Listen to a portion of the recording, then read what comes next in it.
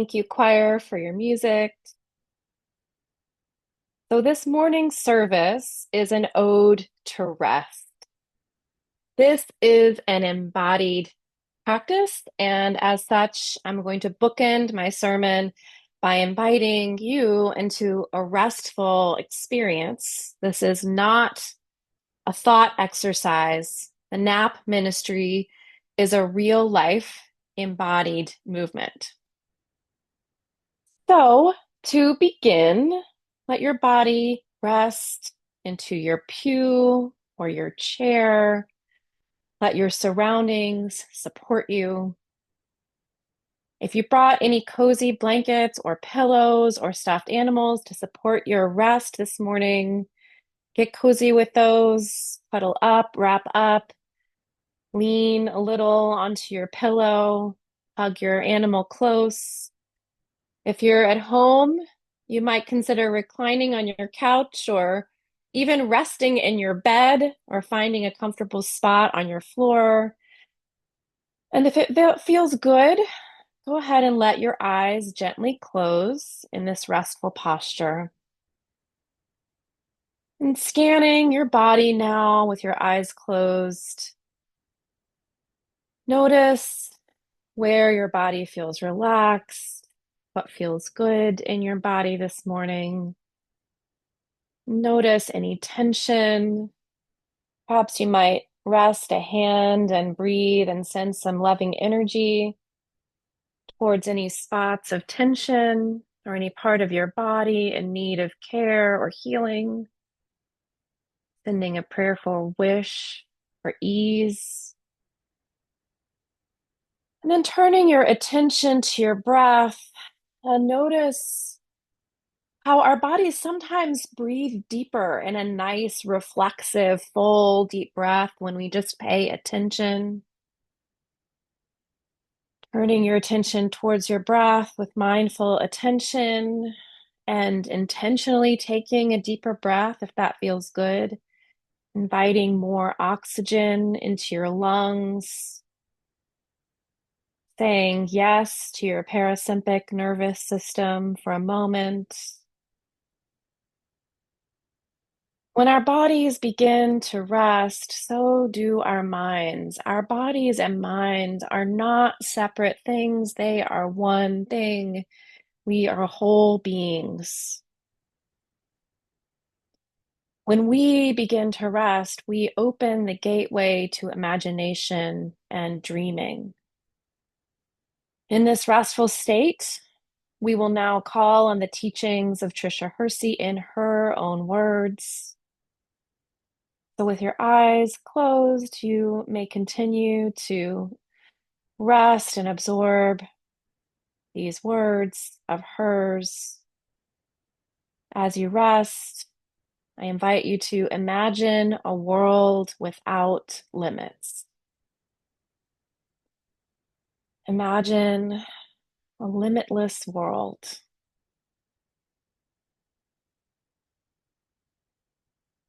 In your imagination, imagine a world without oppression.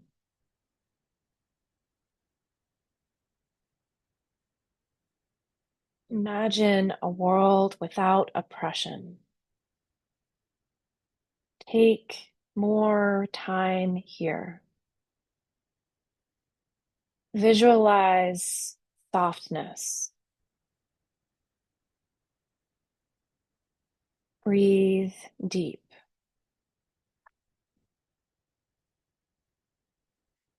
Envision a world centered in justice. Stay here. Stay here. Welcome to your dream space. A download, a daydream.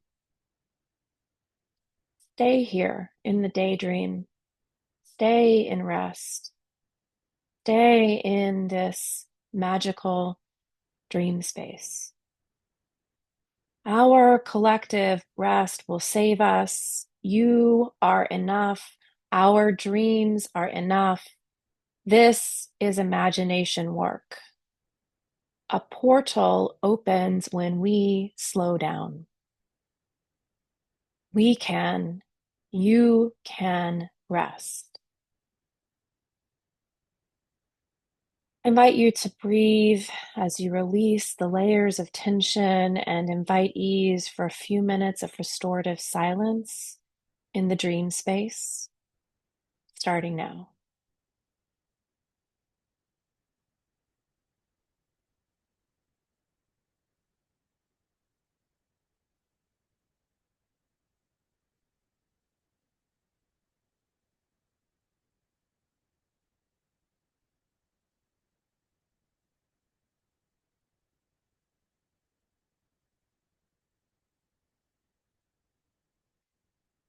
Thank you for resting and dreaming together for a moment. If it feels good, you can actually keep your eyes closed. You can keep resting. But if you're ready to open your eyes, begin to do so now. Take a look around the room to reorient if you need to. From side to side, up or down.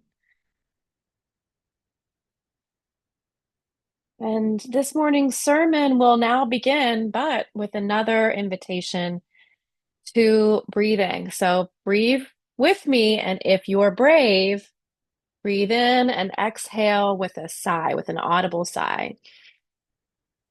Ah.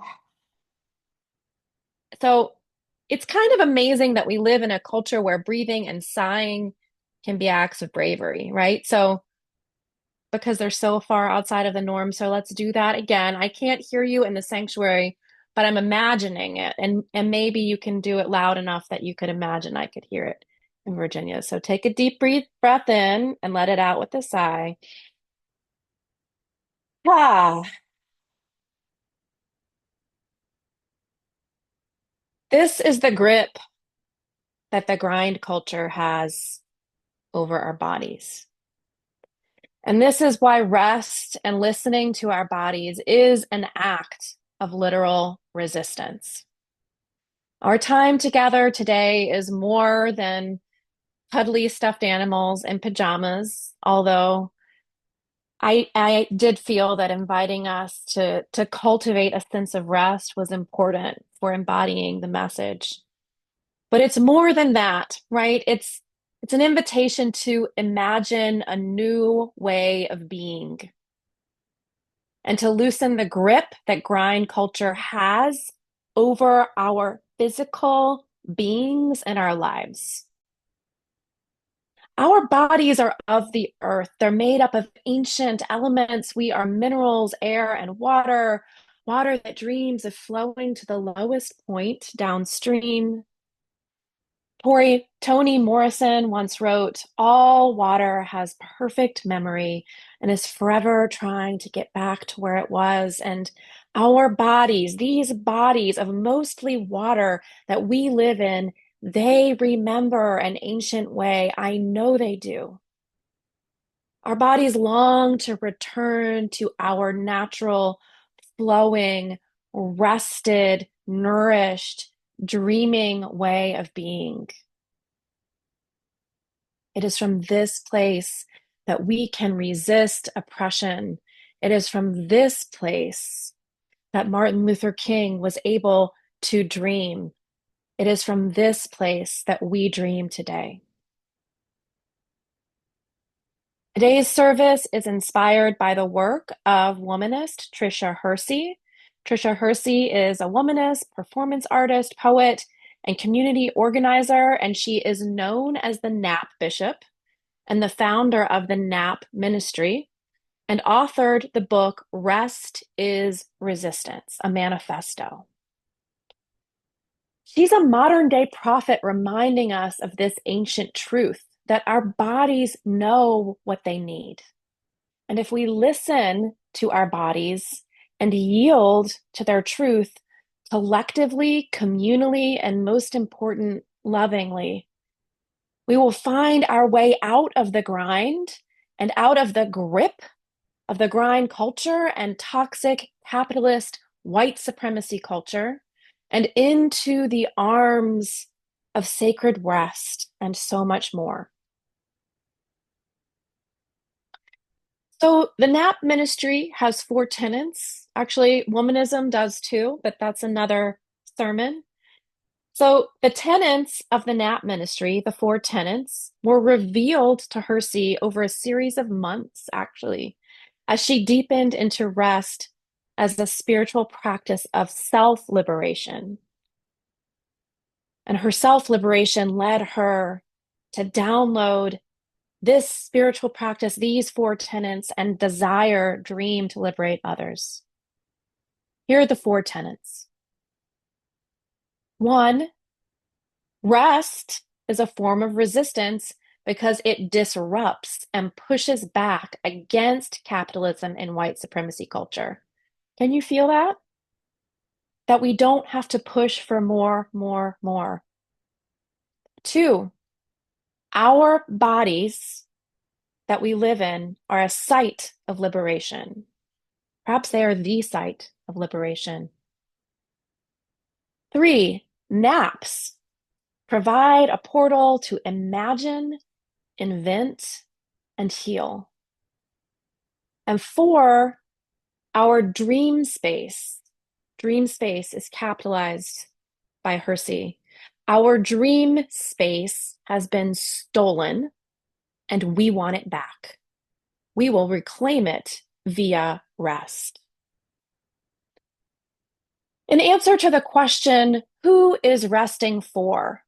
Hersey replies, quote, rest is for the weary, for the hard workers, for those trying to make a way, for those making a way yet still suffering from disconnection, for those wondering when they will be able to get a full night's sleep, for those thinking they aren't worthy enough to sleep and don't deserve rest because they've been socialized to believe this. For the faith workers and those out on the front lines, to those raising children and trying to do what's best, to the entrepreneur, to the unemployed, to the blue-collar worker, to the white-collar worker, to those brainwashed by a system that has taught you you aren't enough unless you produce. Rest is for all of us. End quote. Resting, however, and our participation in, and therefore needed extraction from grind culture, which is a byproduct of capitalism and white supremacy culture, resting will look different for each one of us. The Nap Ministry is rooted in the embodied Black experience, which the ancestral memory of slavery, as well as stories of those who resisted this oppression and dreamed new ways of being, includes. Harriet Tubman, conductor of the Underground Railroad, has been a muse for Hersey and for the Nap Ministry. Prior to escorting many formerly enslaved Africans to freedom, Tubman woke up from a dream, a prophetic dream, shouting, "My people are free. My people are free." She'd seen it in a dream. The imaginal landscape of her dreaming mind helped to bring about a revolution in the waking world, her connection with her subconscious or whatever other mysterious things happen in that REM state. Hersey herself also experienced a prophetic dream that prompted the birth of the Nap Ministry. She was sitting on her couch late at night at the end of a long day in grind, commuting to work and school and home again for more work and study. Side note, she was actually in seminary, which is not usually easy on us as ministers. She fell asleep with her notebook open and had a dream of being swaddled like a baby, of receiving the rest her tired, overworked body deeply needed. Her dreaming mind showed her what was possible, a glimpse into a new way of being. Now, whether this dream was a premonition or a spirit message that served as an inspiration, or both, the experience of deep rest in this dream helped Hersey wake up from the grip of the grind and move into the ministry of rest for herself and for us all. Can you feel the celebration of that? How incredible! What a gift! What a portal, truly. Her next step, her response to bring this dream into reality was to deny the grip of grind culture and gift her body with needed rest. It sounds small, but it's not small. So, a metaphor, if you will, walking, taking steps, is a way of moving forward that involves falling. Moving forward in any way involves a fall into the front space. With each step, with each roll, we reach out into the future. We reach into the void and we fall forward, trusting that the ground ahead will catch us. Moving forward into a new way of being is like this. One movement at a time, one nap at a time, one untethered act of resistance at a time, we keep on going until all people, until all beings are free.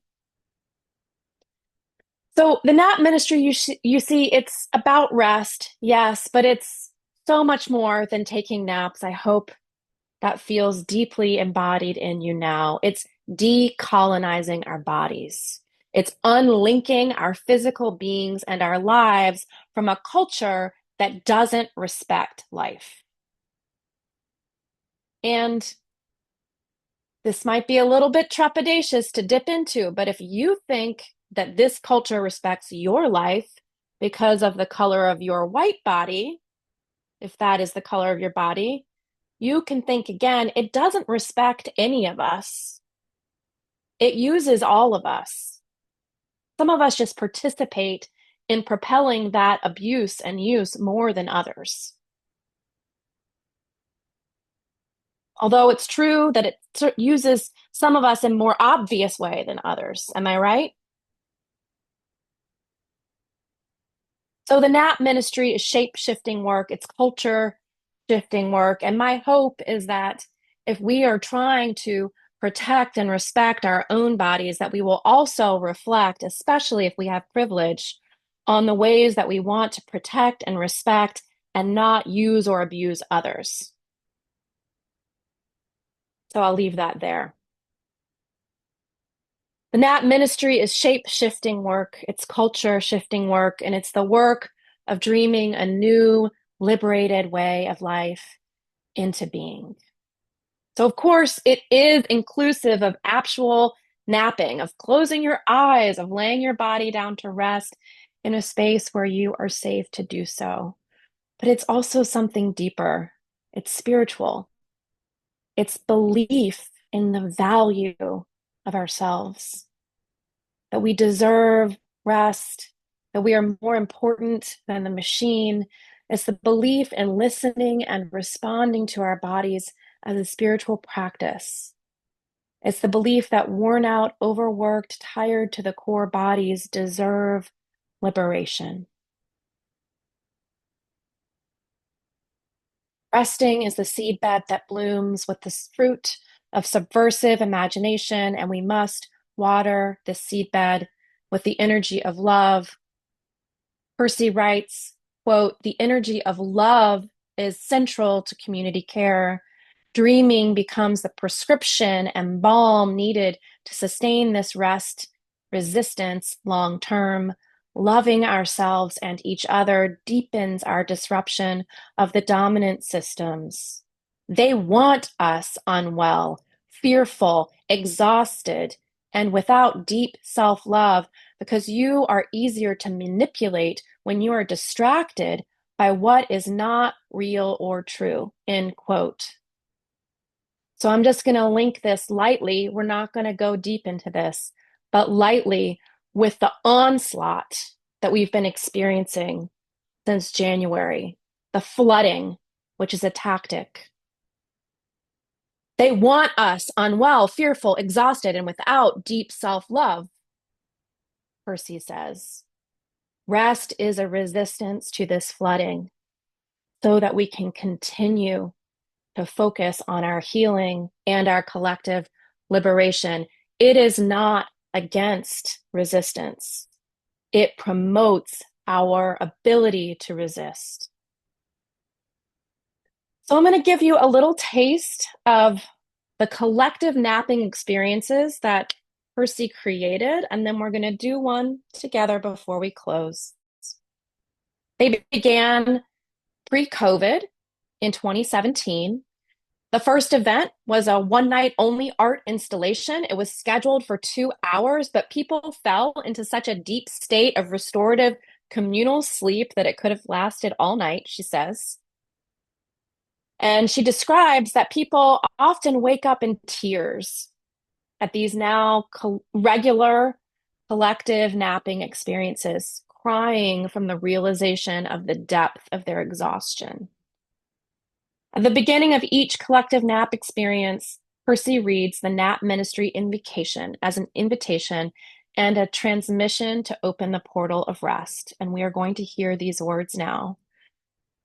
So, to receive them and to honor the restorative justice and resistance work of the Nap Ministry, I invite you to lean into the energy of sacred rest and get cozy and comfortable again, closing your eyes if that feels good.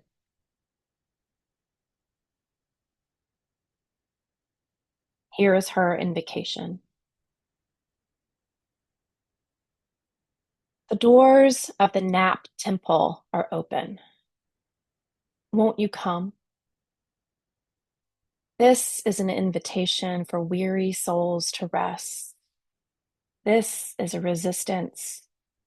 This is a protest. This is a counter narrative to the lie that we all aren't doing enough.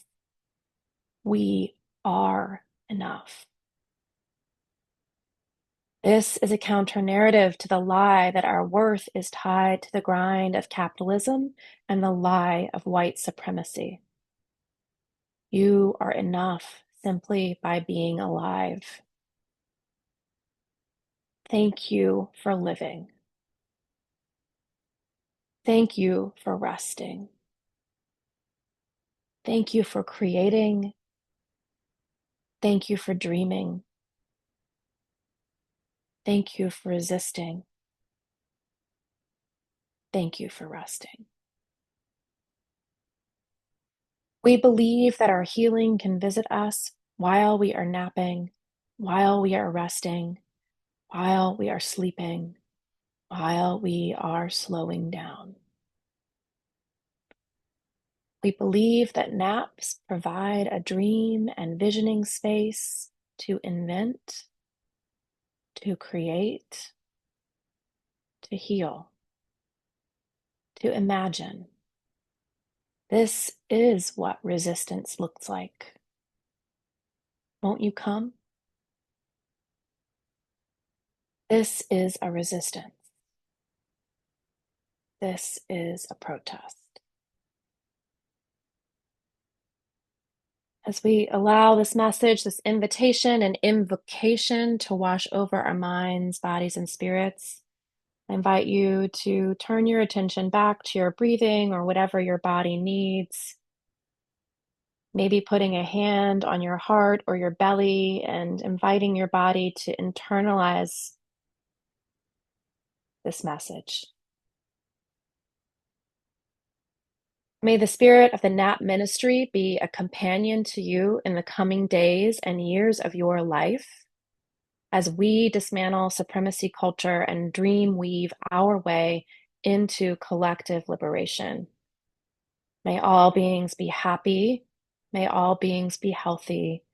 May all beings be free. And now, I welcome you to remain seated for our final moment of song.